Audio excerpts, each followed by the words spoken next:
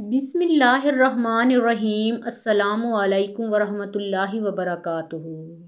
قتل حسین اصل میں مرگ یزید ہے، اسلام زندہ ہوتا ہے ہر کربلا کے بعد۔ ہمارا آج کا واقعہ یزید کی بہن امالہ کے بارے میں ہے۔ اس ویڈیو میں آپ جانیں گے کہ یزید اپنی سوتیلی بہن امالہ سے شادی کیوں کرنا چاہتا تھا، بلکہ ویڈیو میں آپ کو یہ بھی بتائیں گے کہ خاندان یزید اور خاندان حسین رضی اللہ تعالیٰ عنہ کے مابین کیسی رشتہ داریاں تھیں۔ امام حسین علیہ السلام نے یزید کی بیعت کیوں نہیں لی؟ یزید کے بارے میں ہمیں کیا عقیدہ رکھنا چاہیے؟ کیا امام احمد بن حنبل نے یزید بن معاویہ کے کفر کا فتویٰ دیا ہے؟ یہ سب باتیں تفصیلاً ویڈیو میں آپ کے ساتھ شیئر کریں گے، تو چلیے ویڈیو کا باقاعدہ آغاز کرتے ہیں۔ اور سب سے پہلے آپ کو یزید کی بہن امالہ کے بارے میں بتاتے ہیں کہ کربلا کا واقعہ گزر جانے کے بعد جب یزید کو ہر طرف سے لعن طعن ہوئی اور ہر کوئی مظلوم حضرت امام حسین رضی اللہ تعالیٰ عنہ کے بے گناہ قتل پر ظالم یزید کو برا بھلا کہنے اور بولنے لگا، اور ہر طرف سے امام زین العابدین اور سید زادیوں کی رہائی کے لیے آواز بلند ہونے لگی، تو یزید نے امام سجاد کو بلایا اور پوچھا کہ میں قیدیوں کو رہا کرنا چاہتا ہوں، آپ اس بارے میں کیا کہتے ہیں؟ تو امام سجاد نے فرمایا کہ میں شریک الحسین سے مشورہ کر کے بتاؤں گا۔ ناظرین، پھر حضرت امام سجاد نے حضرت زینب علیہ السلام سے مشورہ کرنے کے بعد یزید سے کہا کہ ہماری کچھ شرائط ہیں، تو یزید نے امام سجاد سے کہا کہ اپنی شرائط بتائیں۔ تو امام سجاد نے یزید سے کہا کہ ہمارا لوٹا ہوا مال واپس کریں، ہمارے شہید افراد کے مبارک سر ہمارے حوالے کریں۔ ناظرین، یزید نے تمام شرطیں مان لیں، لیکن جب یزید کی بہن امالہ کو اس معاہدے کا علم ہوا تو شیطان صفت عورت غصے سے لال ہو گئی اور کہا کہ قیدیوں کی شرطوں پر معاہدہ کیسے ممکن ہے؟ ناظرین، اس عورت نے تمام اہل شام کی عورتوں کو اپنے محل میں جمع کیا اور حضرت زینب اور تمام سید زادیوں کو بھی اپنے محل میں بلوایا۔ ناظرین، یزید کی بہن امالہ نے کھڑے ہو کر تمام شام کی عورتوں کے سامنے تکبرانہ انداز میں حضرت زینب سلام اللہ علیہا کو مخاطب کر کے کہا کہ اس محل کی دیواریں آسمان تک پہنچی ہوئی ہیں اور اس کا مالک عزت مآب الیزید ہے، جس کی حکومت مشرق سے مغرب تک پھیلی ہوئی ہے، اس کے خزانے چاندی ہیرے جواہرات سے بھرے ہیں اور جس پر اللہ بھی راضی ہے۔ تبھی تو تم پر یزید کو فتح ملی ہے۔ اس کے بعد شام کی عورتوں کی طرف دیکھ کر اس نے حضرت زینب سلام اللہ علیہا سے کہا کہ تم بتاؤ تم کون ہو؟ اس پر حضرت زینب سلام اللہ علیہا نے جلال بھرے لہجے میں کہا کہ میں نے تیری بات سن لی، مگر تو نے ابھی تک میرا مکمل تعارف نہیں پایا، لیکن تمہارا تعارف یہی ہے کہ تم حسین علیہ السلام کے قاتل یزید کی بہن ہو، تیرے بھائی نے ہی نبی کریم صلی اللہ علیہ وآلہ وسلم کے خاندان کی عورتوں کو ناحق اسیر بنایا، اور تم بھی باعزت ہونے کا دعویٰ کرتی ہو۔ تم جس بھائی کی مشرق و مغرب تک حکومت پر اترا رہی ہو، سن لو، میرے رب کی حکومت پوری کائنات پر ہے۔ تم نے سچائی تو سن لی، لیکن میرے جد امجد پوری کائنات کے مالک و خالق کے محبوب ترین نبی صلی اللہ علیہ وآلہ وسلم ہیں۔ ناظرین، حضرت زینب سلام اللہ علیہا نے اس ملعون عورت کو مزید کہا کہ تم جس دولت پر اترا رہی ہو، میرے خدا کے سامنے نبی کریم صلی اللہ علیہ وآلہ وسلم کے گھرانے کے ایک فرد کے ایک سجدے کے برابر بھی نہیں، جو کہ خود دنیا کے تمام خزانوں کا مالک ہے، اور یہ محل جس پر تم کو فخر ہے، رب کائنات جلد ہی اس کو مٹی کا ڈھیر بنا دے گا۔ ناظرین، اس کے بعد حضرت زینب نے آسمان کی طرف ہاتھ اٹھا کر اللہ پاک سے دعا کی کہ اے رب کائنات، ہم تجھ سے راضی ہیں، تو بھی ہم سے راضی ہو جا۔ ناظرین، اس کے بعد محل میں موجود تمام شامی عورتوں نے حضرت زینب سلام اللہ علیہا کے حق میں آواز بلند کی، اور حضرت زینب سلام اللہ علیہا نے یزید کی بہن کو کہا کہ اب بتا، ہم قید ہو کر بھی جیت گئے اور تم جیت کر بھی ہار گئے۔ ناظرین، اس کے بعد اہل بیت کے تمام لوگ شان و شوکت سے محل سے روانہ ہوئے۔ دوسری روایت میں ہے کہ یزید نے اپنی اسی بہن جس کا نام امالہ تھا، اس سے شادی کرنے کے لیے اسلام کے اصولوں میں تبدیلی کرنے کی کوشش کی۔ جس کی مخالفت پر اس نے حضرت امام حسین علیہ السلام کے قتل کو جائز قرار دینے کے لیے 70 علماء دین سے فتویٰ لے کر حضرت امام حسین علیہ السلام کو کربلا میں شہید کروایا۔ ناظرین، یزید کی بہن امالہ کا یہ قصہ مستند روایات میں تلاش کے باوجود مل نہیں سکا، لہٰذا یہ قصہ تاریخ کا ایک باب ہے۔ اس قصے میں کتنی صداقت ہے اللہ ہی بہتر جانتا ہے۔ آئیے اب مستند روایات سے یہ جاننے کی کوشش کرتے ہیں کہ حضرت امام حسین علیہ السلام نے یزید کی بیعت کیوں نہیں کی تھی۔ حضرت امام حسین علیہ السلام نے جس ثابت قدمی کی مثال دی، آپ کو ڈرایا دھمکایا گیا، آپ اور آپ کے ساتھیوں کو کئی دنوں تک بھوکا پیاسا رکھا گیا،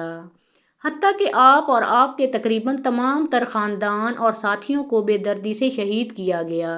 مگر آپ علیہ السلام نے باطل کے ساتھ کسی مداحنت سے کام لیا اور نہ ہی یزید کی بیعت کے لیے راضی ہوئے۔ سوال یہ ہے کہ یہ سب مشکلات، تکالیف اور قربانی انہوں نے کس مقصد کے لیے دی؟ کیا آپ تھوڑی مداحنت، نرمی اور سمجھوتا کر لیتے تو اچھا نہ ہوتا؟ یہ خیال عموماً لوگوں کے ذہنوں میں پیدا ہوتا ہے۔ آئیے اس پر بات کرتے ہیں۔ کچھ لوگوں کا خیال ہے کہ حضرت امام حسین علیہ السلام اپنی خلافت قائم کرنا چاہتے تھے، اس لیے یزیدی فوج سے جا ٹکرائے۔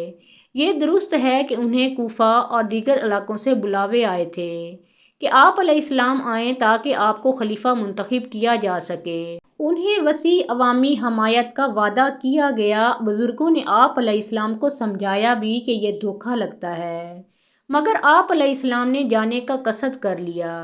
تو خاندان کے اکثر مرد و خواتین بچوں سمیت آپ علیہ السلام کے ساتھ عازم سفر ہو گئے۔ تاہم حکومت سے لڑنا آپ کے پیش نظر ہوتا تو آپ مناسب جنگی تیاری کر کے جاتے اور عورتوں اور بچوں کو ساتھ ہی نہ لے جاتے۔ وہاں پہنچنے پر جب حضرت امام حسین علیہ السلام کو پتہ چلا کہ حکومت کے ظلم و ستم کے خوف یا لالچ دیے جانے کے باعث لوگ آپ کا ساتھ دینے سے پہلو دہی کر رہے ہیں، تو آپ علیہ السلام نے واپسی کا ارادہ کیا۔ تاہم آپ علیہ السلام کو واپس آنے کی اجازت کو اس بات سے مشروط کیا گیا کہ آپ علیہ السلام یزید کی بیعت کر لیں، مگر ایسا کرنے سے آپ مستعمل تھے۔ آپ علیہ السلام نے مذاکرات کاروں کو یقین دلانے کی کوشش کی کہ میرا حکومت سے لڑنے یا حکومت حاصل کرنے یا آئندہ بغاوت کرنے کا کوئی ارادہ نہیں، مگر وہ نہ مانے۔ کہا جاتا ہے کہ یزید کا خود حضرت امام حسین علیہ السلام اور ان کے ساتھیوں کو قتل کرنے کا کوئی ارادہ نہیں تھا، مگر ان کے سپہ سالار خود کو شاہ سے زیادہ شاہ کے وفادار ثابت کرنے کی کوشش کر رہے تھے، اس لیے انہوں نے صلح کی کوششیں ناکام بنائیں اور بالآخر حضرت امام حسین رضی اللہ تعالیٰ عنہ کا سر تن سے جدا اور ان کے ساتھیوں کو خون میں نہلا دیا۔ جب یزید کو امام حسین علیہ السلام کا سر پیش کیا گیا تو کہا جاتا ہے انہوں نے آپ علیہ السلام کے قتل پر دکھ کا اظہار کیا، لیکن دوسری طرف یہ بھی حقیقت ہے کہ یزید نے امام حسین علیہ السلام اور ان کے ساتھیوں کے قتل عام میں ملوث اپنے کسی عامل کے خلاف کوئی کارروائی کی ہی نہیں، نہ ہی انہیں کوئی سزا دی، بلکہ وہ اسی طرح اپنے عہدوں پر باقی اور ان کے معتمد رہے جس طرح قتل امام سے پہلے وہ تھے۔ دراصل اس وقت جو حکومت قائم تھی وہ لوگوں کی آزاد مرضی سے منتخب نہیں ہوئی تھی، بلکہ ایک موروثی بادشاہت تھی جو لوگوں کو اپنی بیعت پر مجبور کر رہی تھی۔ اسی طرح بالجبر حکومت قائم کرنے اور لوگوں کو بیعت و اطاعت پر مجبور کرنے کی اسلام اجازت نہیں دیتا۔ یہ امامت برحق نہیں تھی، لہٰذا حضرت امام حسین علیہ السلام نے سوچا کہ اگر وہ حق پر استقامت اور ثابت قدمی دکھانے کی بجائے یزید کی بیعت کر لیتے اور مصلحت گوشی پر مداحنت سے کام لے لیتے ہیں تو اس بات کا خدشہ تھا کہ رسول کریم صلی اللہ علیہ وآلہ وسلم کا مقدس نواسہ ہونے کی بنا پر اہل اسلام آپ کے طرز عمل کو امام باطل و حق کی زور و زبردستی والی بیعت کے لیے حجت سمجھ لیتے اور یہ ایک بڑی نظیر بن جاتا۔ آپ علیہ السلام اگر چاہتے تو مزاحمت سے کام لے لیتے اور ظاہری طور پر یزید کی نقلی بیعت کر لیتے، اس طرح آپ علیہ السلام اور آپ کے ساتھیوں کی جانیں بچ جاتیں، مگر آپ علیہ السلام نے ایمانی غیرت کا مظاہرہ کرتے ہوئے رخصت کی بجائے عزیمت کا راستہ اختیار کرنے کا فیصلہ کیا۔ یوں انہوں نے سکھا دیا کہ موت یا کسی دوسرے نقصان کے خوف سے حق کو چھوڑ کر باطلی کی حمایت کرنا مردوں کا شیوا نہیں ہے۔ لہٰذا حضرت امام حسین رضی اللہ تعالیٰ عنہ نے امام باطل کی بیعت کرنے سے انکار کر دیا اور اپنی قولی و عملی شہادت اور عظیم الشان قربانی کے ذریعے قیامت تک کے لیے